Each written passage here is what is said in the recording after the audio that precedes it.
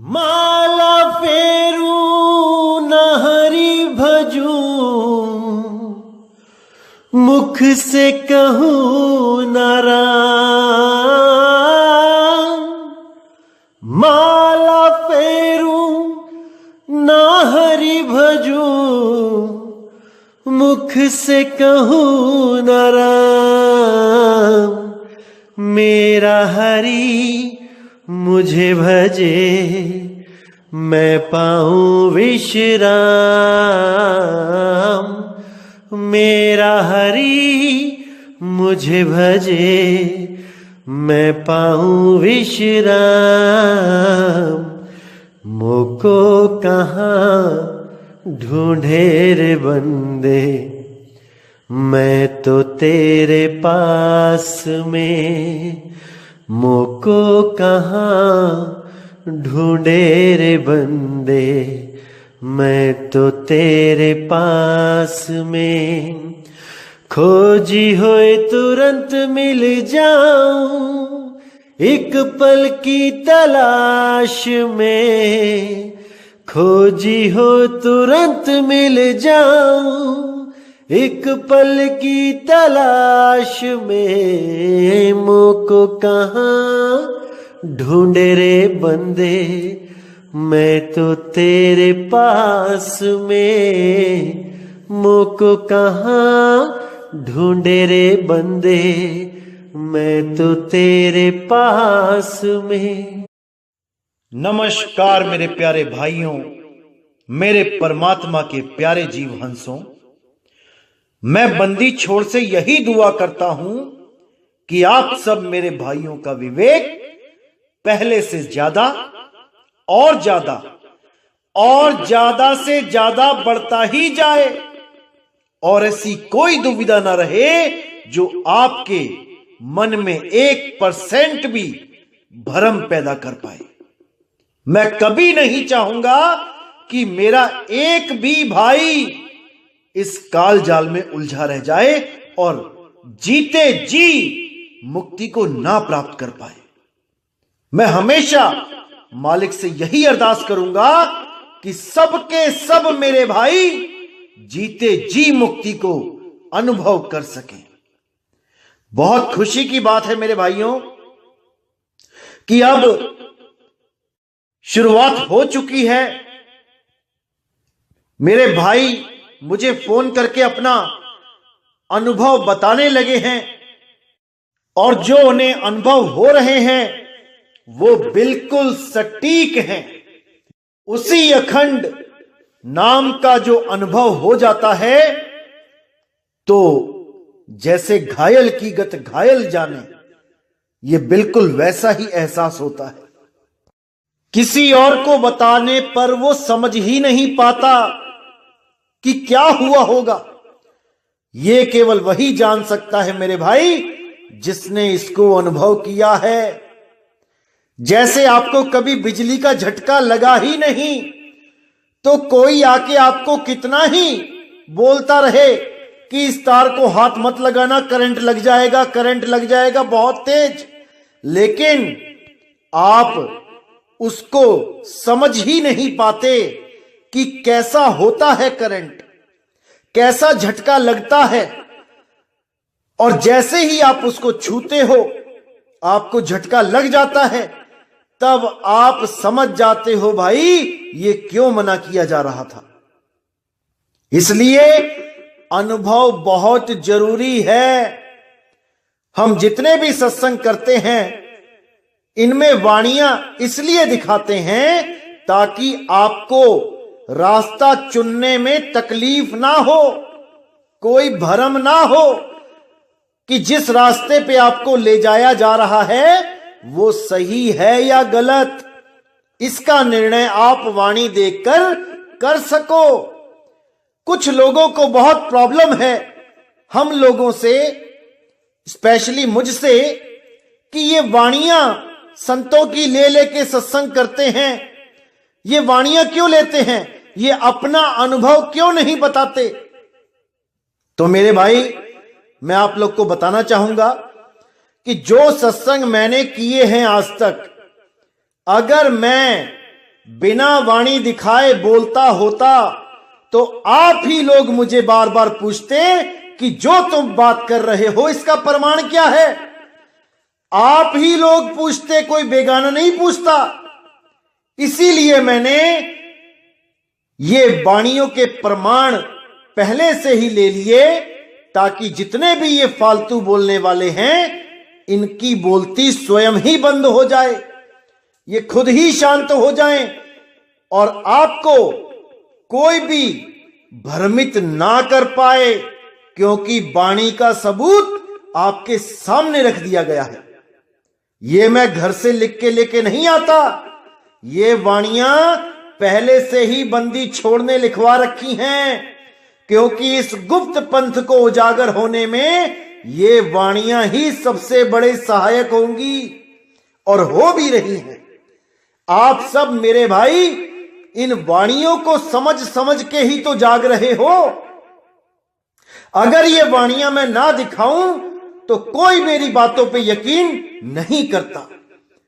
मैं बोलता श्वासों का जाप मत करो और आप कहते नहीं। कबीर साहब ने तो बोला है, प्रमाण दो कि कहां पे मना किया है। तो भाई फिर भी तो मुझे वाणियां ही दिखानी पड़ती, इसलिए मैंने वो काम पहले ही कर दिया है ताकि आप लोगों को कोई परेशानी ना रहे और हर चीज को आप भली भांति समझते जाओ। एक एक चीज को आप क्लियर करते जाओ कि कहां पे इन काल दूतों ने आपको उलझा के रखा हुआ था। तो मेरे भाई बहुत जरूरी है वाणियां दिखाना भी। जो हमारा अनुभव है वो हमारे साथ ही है, हमें अपने अनुभव को गाने की जरूरत नहीं है भाई।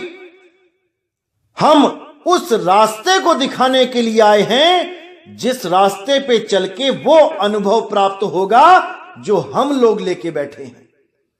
जो अनुभव हमारा है वो इसी रास्ते पे चल के प्राप्त होगा। केवल वाणियां पढ़ने से या सत्संग सुनने से वो अनुभव नहीं होगा, उसके लिए आपको चलना पड़ेगा।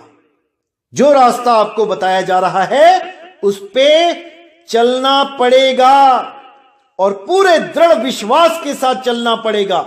जो कुछ आपको बताया जा रहा है उस पर पूरा विश्वास करना पड़ेगा, क्योंकि भक्ति तो भाई बाद में करोगे, पहले विश्वास करो।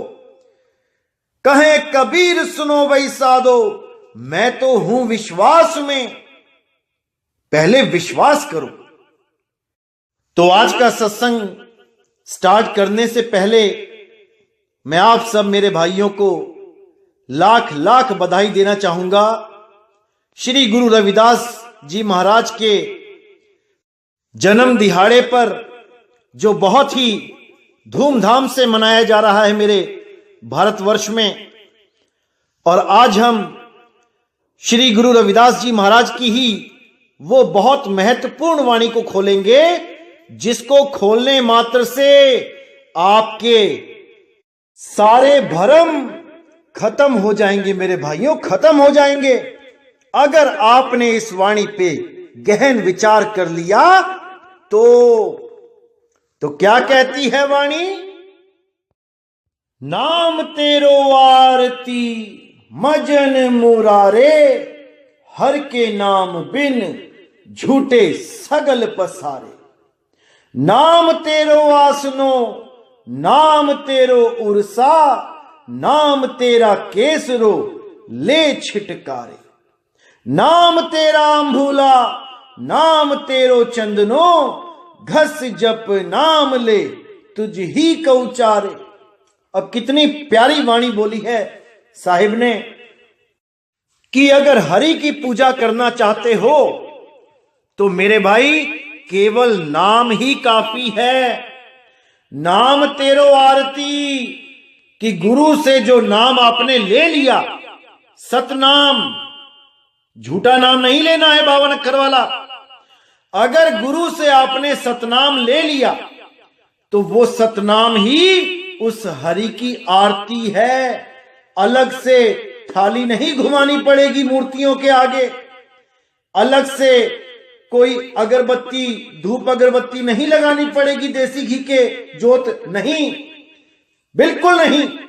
किसी फोटो के आगे जोत नहीं लगानी पड़ेगी, बिल्कुल नहीं, क्योंकि नाम ही बहुत है उसकी पूजा करने के लिए।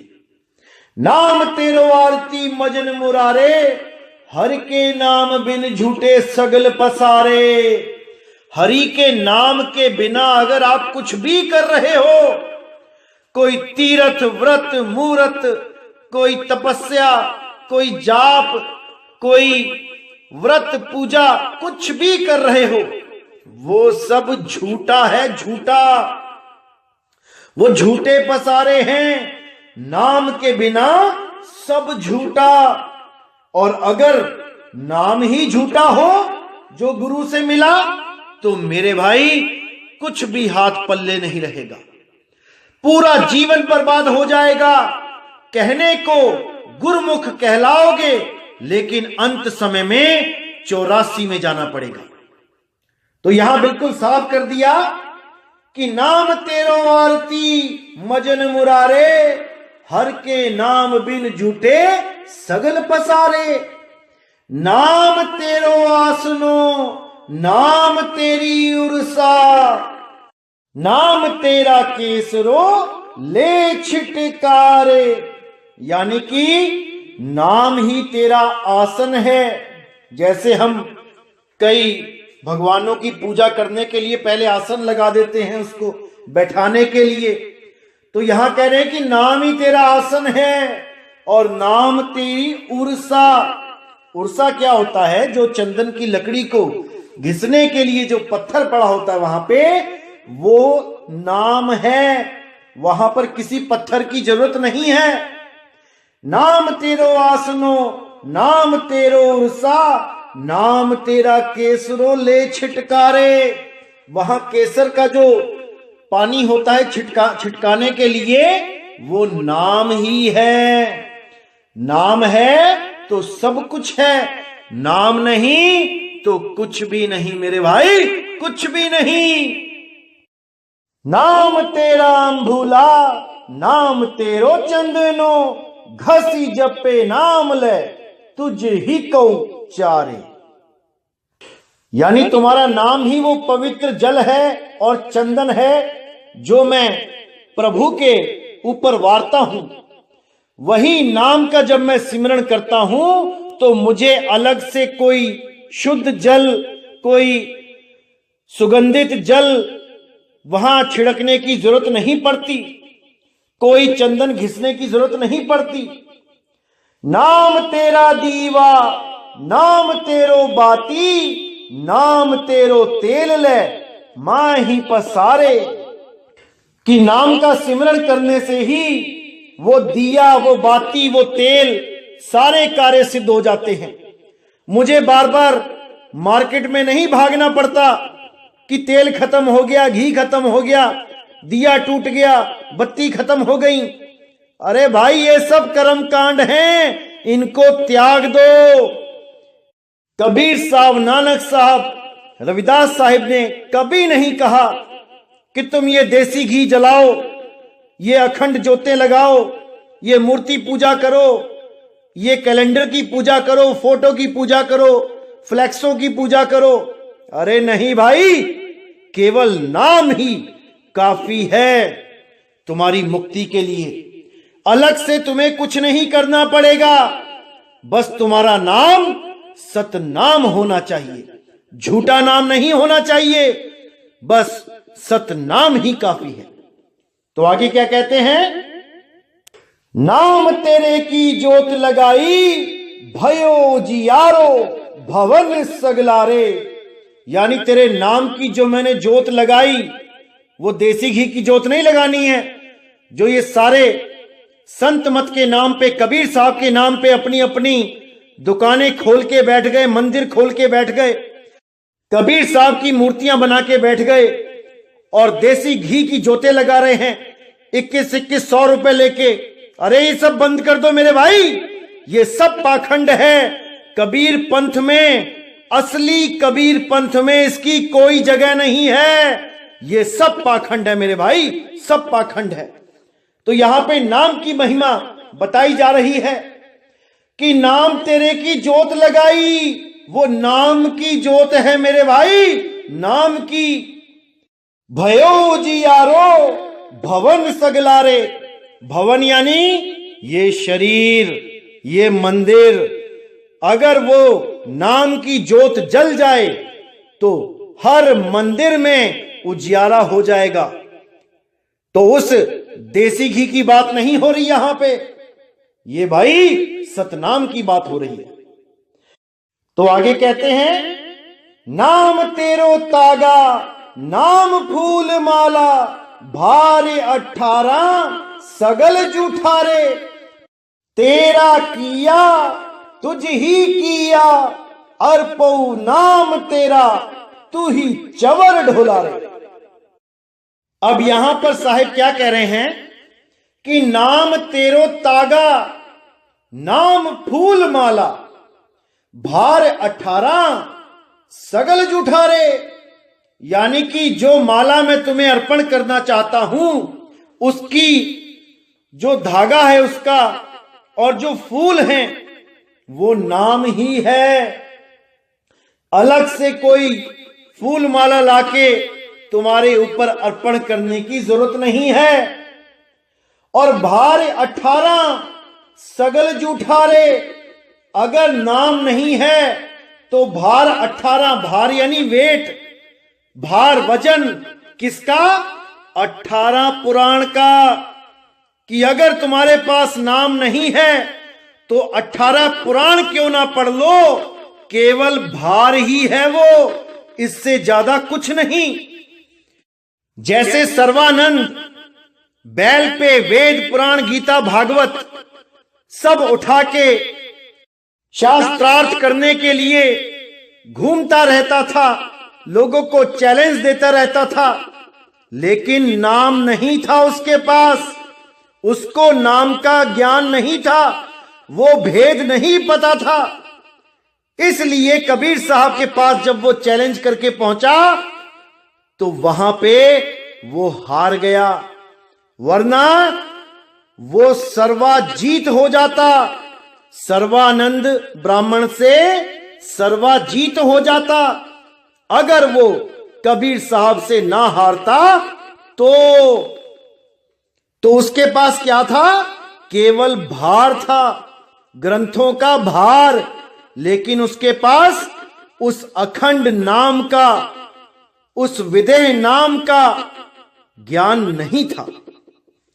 तो आगे कहते हैं, तेरा किया तुझ ही क्या अर्पऊं, नाम तेरा तू ही चवर ढोलारे, यानी जो कुछ तुमने बनाया है उसको तुम पे ही कैसे अर्पण करूं? जो तुमने ही बनाया है उसको तुम्हारे ही ऊपर कैसे अर्पण करूं? जो चीज तुमने ही मुझे दी है वो मैं तुम्हें लौटा के कैसे दूं? आज हम सोचते हैं कि मैं मंदिर गया, मैंने इतने पैसे चढ़ाए, ये लंगर चला रहा हूं, मैंने इतना दान दिया, लोगों को खिलाया। अरे भाई, कहां से लेके आए थे? यही मिला तुम्हें और उसने तुम पर दया करी, इसलिए तुम कमाने लायक हुए। अगर तुम्हारे दोनों हाथ ही बचपन में खराब हो जाते, दोनों पैर खराब हो जाते, आंखों से अंधे हो जाते, तब तुम क्या करते? तो जो कुछ किया उसने किया, तुम्हारा तो केवल नाम हो रहा है। इसलिए कहीं भी सेवा करो, बिल्कुल भाव नहीं आना चाहिए मन में कि मैं सेवा कर रहा हूं। वो सेवा जीरो हो जाती है, जीरो। ऐसा भाव लाओ कि मालिक तेरा ही दिया हुआ है और तेरे ही जीवों पे अर्पण कर रहा हूं। तेरे पे अर्पण नहीं कर सकता, तेरे जीवों पे अर्पण कर रहा हूं। शुक्र मालिक, तूने मुझे ये मौका दिया कि मैं तुम्हारे जीवों की सेवा कर सकूं।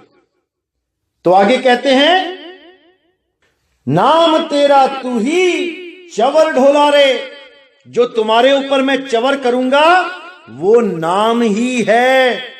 अलग से चंवर करने की जरूरत नहीं होगी। जैसे आपने देखा है बहुत से लोग ग्रंथों के ऊपर चंवर करते हैं, कुछ लोग अपने गुरुओं के ऊपर चंवर करते हैं, जीवित गुरु के ऊपर करते हैं, तो अच्छी बात है। लोग ग्रंथों के ऊपर चंवर करते हैं और बाणी भी यही पढ़ते हैं, फिर भी नहीं समझ में आ रहा कि भैया नाम ही चंवर है, अलग से चंवर करने की जरूरत नहीं है।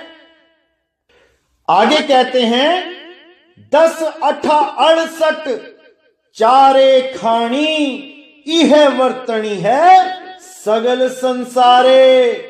अब यहां पे क्या है 10 8 68। 10 यानी 10 इंद्रियां, 8 यानी 5 तत्व और 3 गुण, 68 यानी हमारे जो तीर्थ हैं, ये सारे जीव इसी 10 8 और 68 में उलझे पड़े हैं, जो उस नाम को नहीं जानते। चारों खानी के जीव इसी 10 8 और 68 में फंसे हुए हैं। जिनमें बुद्धि विचार नहीं है वो 10 और 8 में उलझे हैं। जैसे 84 के जीव 10 इंद्रियों में, 5 तत्व 3 गुणों में उलझे पड़े हैं, वो 68 में नहीं उलझते।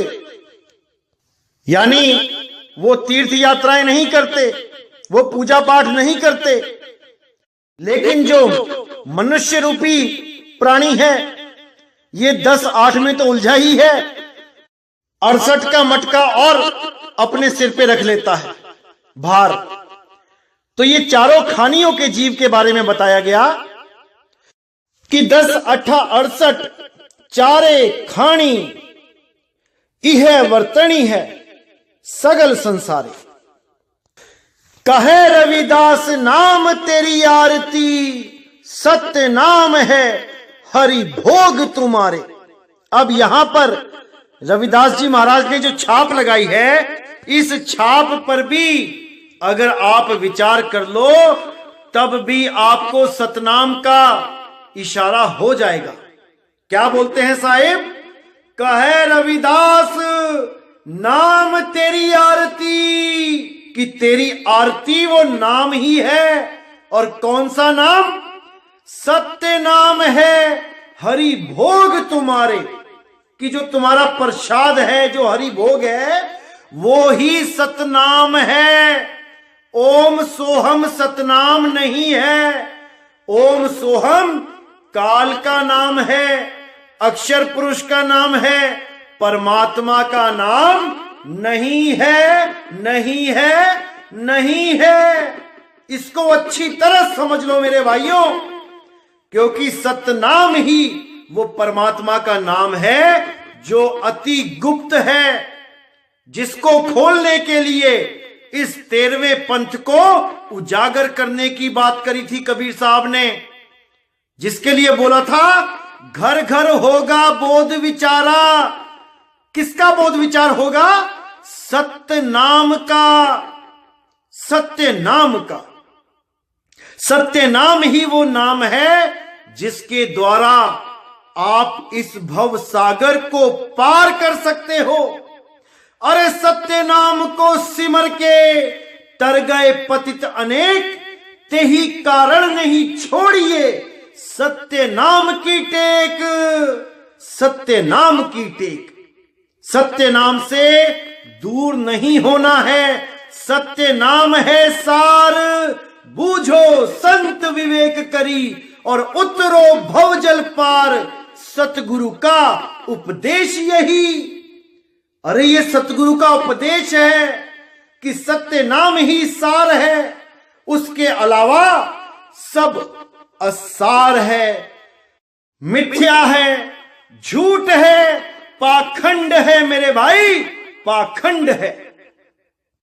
इसी चीज को अन्य संतों की वाणी में भी बताया गया, लेकिन वहां पे थोड़ा सा अलग इशारा दिया गया।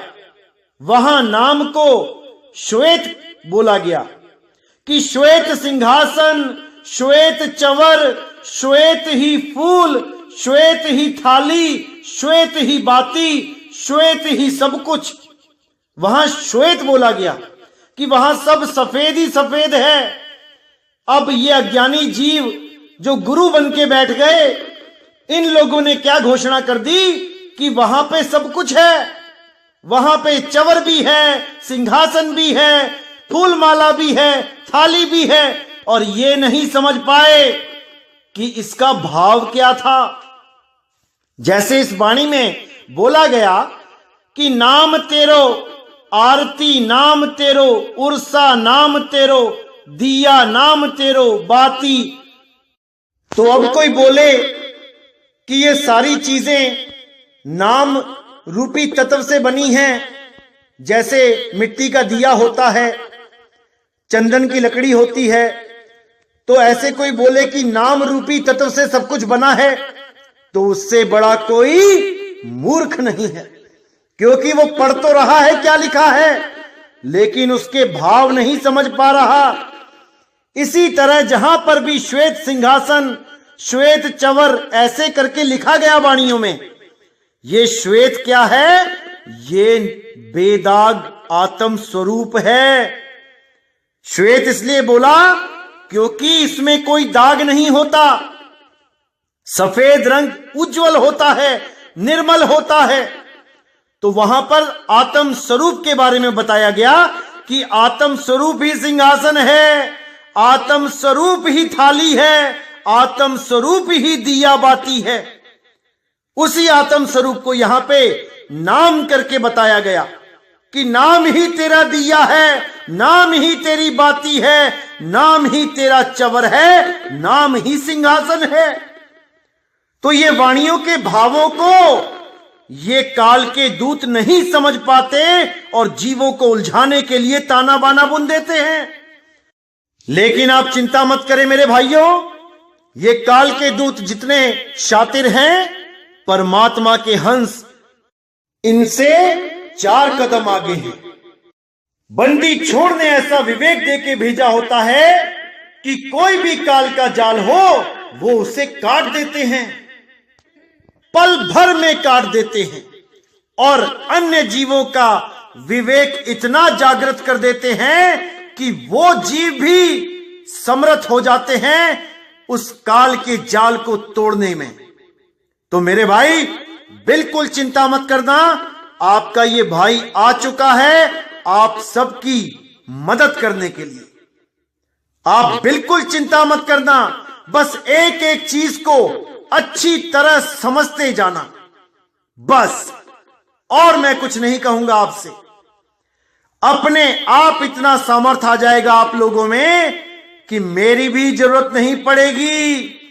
आप खुद इतने सामर्थ्यवान हो जाओगे कि आप स्वयं नीर शीर का निबेड़ा करने लग जाओगे, 100% करने लग जाओगे मेरे भाइयों। विश्वास करो, विश्वास करो अपने इस भाई पे। तो मेरे भाइयों, आज का सत्संग मैं यही समाप्त करता हूं और एक बार फिर आपसे कहना चाहूंगा कि रविदास जी महाराज जी के जन्म दिहाड़े पे आपको हमारी तरफ से लाखों बधाइयां और संपूर्ण विश्व में बैठे हुए संत प्रेमी सज्जनों को नितिन दास की तरफ से कोट कोट वंदना, कोट कोट बधाइयां। संतों के आशीर्वाद से आप सब मेरे भाइयों का जीवन सफल हो जाए, मेरी बस यही अरदास रहेगी सब संतों के चरणों में। तो इसी के साथ मेरे भाइयों मुझे विदा करें। जय गुरु बंदी छोड़ वैराग साहिब, जय गुरु बंदी छोड़ साधु शरण साहिब, जय गुरु बंदी छोड़ बाबा मदन साहिब, मेरे बाबा नानक साहिब, मेरे गुरु अंगद देव जी, मेरे रविदास जी साहिब, मेरे भीखा जी, पलटू जी, गरीबदास जी महाराज, मेरे धर्मदास जी महाराज, मेरे सभी संत, और जय जय सतगुरु बंदी छोड़ सतगुरु सत्य कबीर साहिब की सदा ही जय हो, सदा ही जय हो मेरे मालिक की साहिब बंदगी। सतनाम नाम